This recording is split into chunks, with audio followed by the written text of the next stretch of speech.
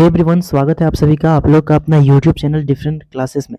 Class 9 का model paper जारी कर दिया है। इस वीडियो में हम लोग क्लास 9 का सोशल साइंस का, आप लोग सही सुने, सोशल साइंस का जो है हम लोग इसमें क्वेश्चन से करने वाले हैं। तो वीडियो को पूरा एंड तक देखिएगा और अगर चैनल पे नए हैं तो चैनल को प्लीज़ सब्सक्राइब कर लीजिएगा, ताकि जैसे ही अदर सब्जेक्ट का है ना, जैसे ही अदर जैसे है इंग्लिश है, मैथ है, उन सभी का मैं मॉडल पेपर का जैसे ही वीडियो लाऊँ तो सबसे पहले आप सभी के पास वो वीडियो पहुँच सके। तो चलिए दोस्तों, वीडियो को स्टार्ट करते हैं। चलिए, सबसे पहले यहाँ पर देख सकते हैं कुछ इस प्रकार से यहाँ पर है, ठीक है। आप सभी का यहाँ पर टाइमिंग जो यहाँ पर दिखा रहा है 1.5 घंटा रहेगा आप सभी का, ठीक है। और क्लास 9 का है ये सोशल साइंस। पूर्णांक जो रहेगा वो टोटल 40 रहेगा, ठीक है। 40 क्वेश्चन जो सच टोटल पूर्णांक रहेंगे 40, ठीक है। तो चलिए स्टार्ट करते हैं, ठीक है। इस यहाँ पर देख सकते हैं सामान्य निर्देश में आप जो है सो अच्छी तरीके से पढ़ के समझ सकते हैं कि कुल प्रश्न यहाँ पर 40 हैं। सभी प्रश्न का उत्तर अनिवार्य देना है आप सभी को। प्रत्येक प्रश्न के लिए अंक निर्धारित है, ठीक है। प्रत्येक प्रश्न के 4 विकल्प दिए गए हैं, जैसा कि मैं शुरू में ही आप सभी को बता दिया हूँ, ठीक है। गलत उत्तर के लिए कोई अंक नहीं काटे जाएंगे, नेगेटिव मार्किंग नहीं रहेगा, ठीक। चलिए अब हम लोग क्वेश्चन को देखते हैं, क्या क्या क्वेश्चन है समझेंगे और इसको अच्छे तरीके से समझने की कोशिश करेंगे, ठीक है।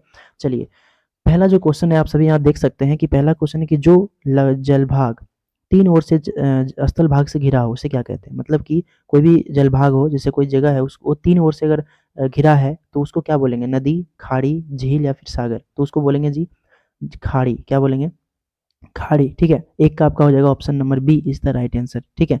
नेक्स्ट क्वेश्चन चलते हैं। नेक्स्ट है कि निम्नलिखित में से कौन झारखंड के पड़ोसी राज्य का समूह है।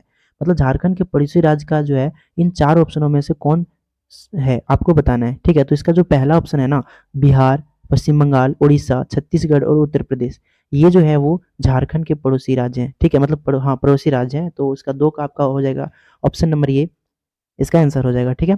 चलिए नेक्स्ट क्वेश्चन है तीसरा नंबर के, निम्नलिखित में से कौन सुमेलित है। मतलब कौन सा है सो मेल नहीं खाता है, वो सभी आप सभी को बताना है। तो पहला है हिमालय नदी, सॉरी हिमालय नंदा देवी, ठीक है। और जो दूसरा है उत्तरी मैदान खादर, ये आपका मेल खाता है, ठीक है। हिमालय नंदा देवी ये भी मेल खाता है। भारतीय मरुस्थल बरखान ये भी आपका मेल खाता है। बट जो चौथा है ना, यानी कि डी नंबर का है ना, प्रायद्वीपीय पठार उत्तरी सरकार, ये आपका जो है सो गलत हो जाएगा, ठीक है। ऑप्शन नंबर डी इसका राइट आंसर होगा। चलिए नेक्स्ट क्वेश्चन है कि निम्नलिखित में से कौन सबसे सघन जनसंख्या वाला प्रदेश है। सबसे सघन जनसंख्या वाला प्रदेश मतलब कि जहाँ पर बहुत ज़्यादा जनसंख्या है, उस टॉपिक को आपको बताना है। तो पहला ऑप्शन है हिमालय पर्वत, दूसरा उत्तरी मैदान, तीसरा प्रायद्वीपीय पठार और चौथा है भारतीय मरुस्थल। तो क्या हो जाएगा जी, ये हो जाएगा आपका उत्तरी मैदान, ठीक है। क्योंकि उत्तरी मैदान में जो ना बहुत सारा मतलब कि आप लोग सुने होंगे कि जलोढ़ मिट्टी जो बहुत पाया जाता है और वहाँ पर खेती बहुत ज़्यादा होता है। तो हम मानव के लिए वही तो ज़रूरत है ना, पानी और खेती जहाँ अच्छा हो वहीं ना सबसे ज़्यादा सघन जनसंख्या होगा। तो इसका राइट आंसर हो जाएगा ऑप्शन नंबर बी, ठीक है, उत्तरी मैदान। नेक्स्ट क्वेश्चन चलते हैं। नेक्स्ट है कि कथन गंगा नदी में सालों भर जल प्रवाहित होता है, ठीक है। अब देखते हैं इसका क्या है। कथन यहाँ पर दिया है कि ये कथन दिया है कि गंगा नदी में जल सालों भर जो है सो प्रवाहित होता है, बिल्कुल सही है। और देखिए इसका कारण है कि गंगा नदी हिमालय से निकलने वाली नदी है और गर्मी में हिमालय के बर्फ पिघलने से गंगा नदी को जल प्राप्त होता है, ये भी सही है, ठीक है। तो देखिए यहाँ पर 4 ऑप्शन दे दिया है कि ये जो कथन है वो कैसे है, मतलब ये कथन सही है, केवल कथन सही है, मतलब कि जो यहाँ पर कथन दिया है ना ये, हाँ मतलब सिर्फ कथन सही है, या फिर जो है कारण सही है और कथन गलत है, या फिर और कथन और कारण दोनों गलत है।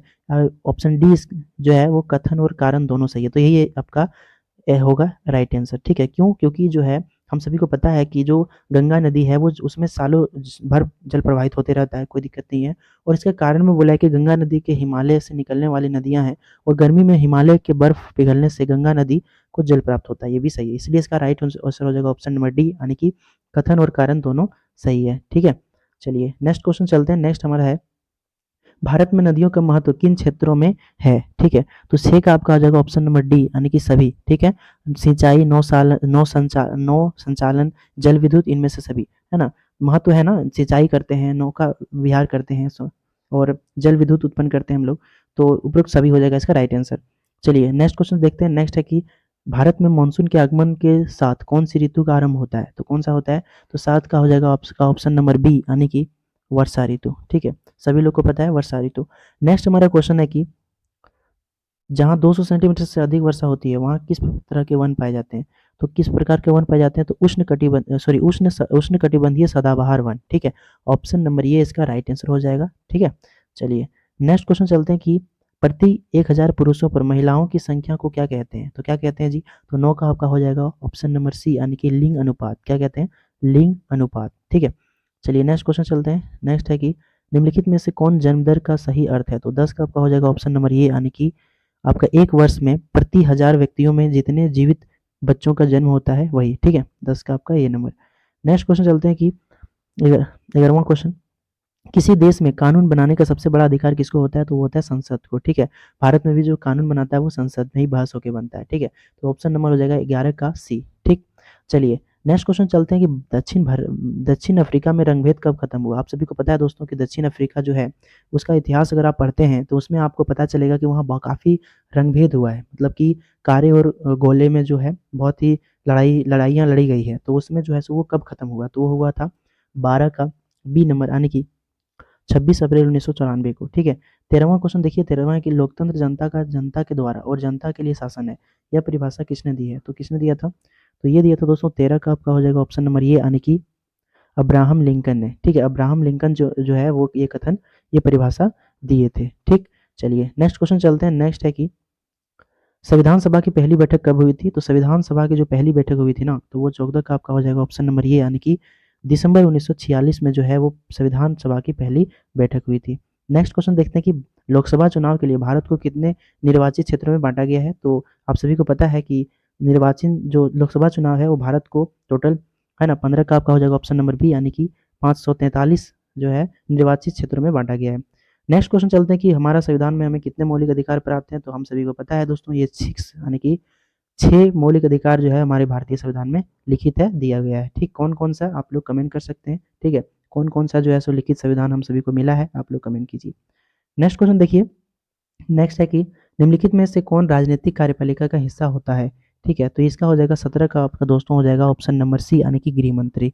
गृह मंत्री जो है सो राजनीतिक राजनीतिक कार्यपालिका का हिस्सा होता है, ठीक है। नेक्स्ट हमारा देखिए, सरकारी निर्णय से उठने वाले विवादों का निपटारा कौन करता है? मान लीजिए कोई भी सरकारी निर्णय है, उसमें अगर कोई विवाद होता है, कुछ लड़ाई झगड़ा होता है, तो उसका जो निपटारा करेगा वो कौन करेगा? तो वो करेगा सर्वोच्च न्यायालय, ठीक है। ऑप्शन नंबर ये इसका राइट आंसर हो जाएगा, ठीक है। वीडियो पसंद आ रहा हो तो वीडियो को क्या करना है, लाइक करना है, शेयर करना है अपने दोस्तों के साथ, और अगर चैनल पे नए हैं तो प्लीज़ सब्सक्राइब करना है, ठीक है। और अगर कोई कन्फ्यूजन है तो आप लोग हमें कमेंट कर सकते हैं, मैं उसका रिप्लाई ज़रूर करूँगा, ठीक है। चलिए 18 हो गया था जी, 18 हो गया ना? हाँ, इसके बाद हम लोग चलेंगे 19वां नंबर क्वेश्चन, किसके नेतृत्व वाली पार्टी के 1971 के लोकसभा चुनाव में गरीबी हटाओ का नारा दिया था? मतलब कि कौन से ऐसे पार्टी थे जो 1971 में लोकसभा चुनाव में गरीबी हटाओ का नारा दिया था? तो वो दिया था इंदिरा गांधी, ठीक है। उस टाइम जो है इंदिरा गांधी का सरकार था। चलिए नेक्स्ट है, 20वां कि केंद्र सरकार का प्रमुख कौन होता है? तो वो केंद्र सरकार का जो प्रमुख होता है वो होता है 20 का सी, यानी कि प्रधानमंत्री, ठीक है। 20 का हो जाएगा आपका सी नंबर। नेक्स्ट हमारा क्वेश्चन है दोस्तों, नेक्स्ट हमारा 21वां कि एक वर्ष में किसी भूमि पर एक से ज़्यादा फसल पैदा करने की विधि को क्या कहलाती है? तो वो कहलाती है आपका बहुविध फसल प्रणाली। बहुविध फसल प्रणाली जो है वो एक वर्ष में किसी भी भूमि पर, मान लीजिए कोई खेत है, उसमें अगर हम एक से ज़्यादा फसल पैदा करते हैं, है ना? तो वो बहुविध फसल प्रणाली कहेगा, यानी कि किसका भी हो जाएगा। नेक्स्ट हमारा है कि निम्नलिखित कथनों में से पालमपुर के संदर्भ में कौन सा कथन सत्य है? पालमपुर की कहानी आप सभी पढ़े होंगे, है ना? तो इसमें कौन सा कथन जो है वो सत्य है? तो मैं आप सभी को बता देता हूँ, 22 का आपका हो जाएगा ना, 22 का हो जाएगा ये नंबर, यानी कि पालमपुर में 450 यानी कि 450 परिवारों में लगभग एक तिहाई परिवारों के पास खेत के लिए भूमि नहीं है। तो ऑप्शन नंबर ये होगा इसका राइट आंसर, ठीक। 23वां क्वेश्चन, चलिए 23वां क्वेश्चन देखते हैं कि जापान जैसे देशों ने अपने देश के विकास के लिए किस चीज़ पर निवेश किया? तो देखिए शिक्षा पर निवेश किया उन्होंने, ठीक है। तो ऑप्शन नंबर यहाँ पर हो जाएगा ये नंबर। और भारत में भी यही करना पड़ेगा, तभी जो है सो भारत की अर्थव्यवस्था जो है सो अच्छा होगा, है ना? अन्यथा नहीं, क्योंकि अगर हम शिक्षा पर निवेश करेंगे तो ऑटोमेटिक जो है सो लोग व्यापार है ना अपने जो है सो, जब उसके पास दिमाग होगा, जब माइंडसेट होगा, तो सारी चीज़ों को वो अपने से कर सकता है, ठीक है। तो शिक्षा पर निवेश करना बहुत ही ज़रूरी है। 24वां क्वेश्चन है कि इनमें से कौन तृतीय क्षेत्र के क्रियाकलापों में नहीं आते हैं? तो तृतीय क्षेत्र को सेवा क्षेत्र भी कहते हैं, आप सभी को पता है, ठीक है। तो 24 का हो जाएगा आपका ऑप्शन नंबर, है ना, सी, क्योंकि आपका बैंकिंग जो है सो तृतीय क्षेत्र में आता है, शिक्षा आपका तृतीय क्षेत्र में आता है, पर्यटन आपका तृतीय क्षेत्र में, लेकिन ये जो खनन है ना, ये आपका तृतीय क्षेत्र में नहीं आता है, ठीक है। तो 24 का हो जाएगा ऑप्शन नंबर सी। 25वां क्वेश्चन है, 25वां क्वेश्चन, भारत सरकार ने कक्षा में बच्चों की उपस्थिति में बढ़ावा देने के लिए कौन सी योजना कार्यान्वित की? तो कौन सा किया है? तो 25 का आपका हो जाएगा ऑप्शन नंबर डी, यानी कि दोपहर के भोजन की योजना। हम सभी को खाते थे ना बचपन में, और अभी भी आप लोग जो है सो मिलता होगा ना दोपहर के भोजन की योजना। तो खाना जो है सो दे या सरकार, तभी जो है सो बच्चे क्या करने लगे, जाने लगे पढ़ने के लिए कि चलो खाना मिलता है। नेक्स्ट क्वेश्चन है, निम्नलिखित में से कौन से राज्य में ने निर्धनता को कम करने के लिए अनाज के सार्वजनिक वितरण प्रणाली में सुधार किया है? तो किसने किया है? तो 26 का आपका हो जाएगा जी, 26 का आपका हो जाएगा ऑप्शन नंबर सी, यानी कि आंध्र प्रदेश एवं तमिलनाडु। ठीक है, आंध्र प्रदेश एवं तमिलनाडु। नेक्स्ट क्वेश्चन चलते हैं कि निम्नलिखित में से भारत सरकार के किस कार्यक्रम के अंतर्गत अगर आवेदक को 15 दिनों के अंदर रोजगार नहीं उपलब्ध नहीं कराया गया तो वह दैनिक रोजगार भत्ते हकदार होगा, है ना? तो कौन से कार्यक्रम? तो वो है जी आपका 27 का ऑप्शन नंबर बी, यानी कि राष्ट्रीय रोजगार गारंटी अधिनियम। ठीक है, राष्ट्रीय रोजगार गारंटी कोर्स। ठीक है, इसके अंतर्गत अगर किसी व्यक्ति को 15 दिनों के अंदर रोजगार नहीं मिलता है तो उसको बेरोजगारी भत्ता मिलेगा। नेक्स्ट है, भारत में ग्रामीण क्षेत्रों में प्रतिदिन प्रति व्यक्ति कितनी कैलोरी की आवश्यकता स्वीकृत की गई है? तो वो है आपका 28 का आपका हो जाएगा ऑप्शन नंबर ये, यानी कि 2400 कैलोरी। ठीक है, 28 का ये 2400 कैलोरी।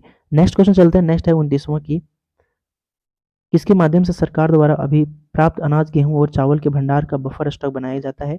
तो वो बनाया जाता है दोस्तों 29 का आपका हो जाएगा ऑप्शन नंबर बी, यानी कि भारतीय खाद्य निगम। ठीक है, नेक्स्ट चलते हैं, नेक्स्ट 30वां, सरकार द्वारा समाज के गरीब वर्गों में बाजार से कम कीमत पर अनाज का वितरण किया जाता है, इस कीमत को क्या कहते हैं? तो क्या कहते हैं दोस्तों? तो 30 का आपका हो जाएगा ऑप्शन नंबर ये, यानी कि निर्गत कीमत। ठीक है, चलिए नेक्स्ट क्वेश्चन चलते हैं कि द स्पिरिट ऑफ लॉज नामक रचना के रचनाकार कौन है? तो ये है आपका ऑप्शन नंबर 31 का ये, यानी कि मॉन्टेस्क्यू। ठीक है, ऑप्शन नंबर ये इसका, सॉरी, ये अब इसका राइट आंसर हो जाएगा। ठीक, चलिए नेक्स्ट क्वेश्चन चलते हैं कि फ्रांसीसी क्रांति के समय फ्रांस पर किसका शासन था? तो ये हो गया था, हाँ, अब 32 हम लोग पढ़ना है। फ्रांसीसी क्रांति के समय फ्रांस पर किसका शासन था दोस्तों? तो वो था 32 का आपका हो जाएगा ऑप्शन नंबर डी, यानी कि लुई जो है, आप देख सकते हैं यहाँ पर, है ना, 13वां। ठीक है, लुई 13वां, यानी कि ऑप्शन नंबर डी हो जाएगा इसका राइट आंसर, 32 का option number D. Next question चलते हैं, नेक्स्ट है कि नवंबर के अपराधी कौन थे? तो वो कौन थे? तो 33 का आपका हो जाएगा ऑप्शन नंबर सी, यानी कि वाइमार गणराज्य के समर्थक। ठीक है, ऑप्शन नंबर डी हो जाएगा, सॉरी सी। ठीक है, नेक्स्ट चलते हैं कि 34वां क्वेश्चन, किस समुदाय को दूसरे समुदाय से अलग रखना, किसी समुदाय को दूसरे समुदाय से अलग रखना क्या कहलाता है? मान लीजिए कोई ये एक समुदाय है, ठीक है, इसको इस समुदाय से अलग रखना क्या कहलाएगा? तो वो कहलाएगा जी 34 का आपका हो जाएगा ऑप्शन नंबर घेटो। क्या कहलाएगा? घेटो, यहीं पर दिया है फर्स्ट में ऑप्शन ये। नेक्स्ट हम लोग 35वां क्वेश्चन देखते हैं कि भारत का प्रमुख वन महानिदेशक कौन था? तो कौन था? तो 35 का हो जाएगा ऑप्शन नंबर सी, यानी कि ब्रेंडिक्स। ओके, नेक्स्ट है कि झूम खेती को किस अन्य नाम से जानते हैं? तो 36 का हो जाएगा ऑप्शन नंबर ये, यानी कि घुमंतू खेती के नाम से भी जानते हैं झूम खेती को, है ना? जो लोग क्या करते थे, एक जगह से दूसरे जगह जगह बदल बदल कर जो है सो खेती करते थे। ठीक है, नेक्स्ट क्वेश्चन है कि भारतीय वन सेवा की स्थापना कब हुई थी? तो 37 का होगा ऑप्शन नंबर बी, यानी कि 1864 में, तो 1864 ईस्वी में। ठीक, नेक्स्ट हमारे 38वां की फ्रांस की क्रांति कब हुई थी? तो फ्रांस की जो क्रांति हुई थी दोस्तों, वो हुई थी 38 का ये नंबर, यानी कि 1789 में। ठीक है, 39वां की औपनिवेशिक सरकार ने अपराधी जनजातीय अधिनियम कब पारित किया? तो 39 का हो जाएगा ऑप्शन नंबर बी, यानी कि 1871 ईस्वी में। लास्ट हमारा क्वेश्चन है दोस्तों कि रूस की क्रांति कब हुई? बहुत ही इंपॉर्टेंट है। तो 40 का आपका हो जाएगा ऑप्शन नंबर ये, यानी कि 1917 में ही इसका जो है सो रूस की क्रांति हुआ था। ठीक है, तो ये था दोस्तों क्लास 9th का सोशल साइंस का मॉडल पेपर, जो कि झारखंड बोर्ड ने कल ही मतलब रात में ही जारी किया था। ठीक है, तो मैं अभी वीडियो बना रहा हूँ। ठीक है, थोड़ा सा टाइम के मैनेजमेंट की वजह से जो है सारी प्रॉब्लम, थोड़ा सा दिक्कत होता है, उसके लिए क्षमा चाहता हूँ। बट ये जो वीडियो अगर आप पूरे एंड तक देख लिए होंगे तो आपको सारी चीज़ें समझ में आ गया होगा और आप एग्जाम में अच्छे तरीके से जो है सो टिक कर सकते हैं। ठीक है, तो बेस्ट ऑफ लक, आप लोग एग्जाम के लिए अच्छे से तैयारी करें और हमारे चैनल से जुड़े रहें, ताकि जिस प्रकार कोई वीडियो आए तो सबसे पहले आप सभी के पास वो नोटिफिकेशन के माध्यम से पहुंच सके। तो चलिए दोस्तों, मिलते हैं फिर अगले वीडियो में, तब तक रखिए अपना ख्याल, हंसते रहिए, मुस्कुराते रहिए एंड पढ़ते रहिए। जय हिंद, जय झारखंड।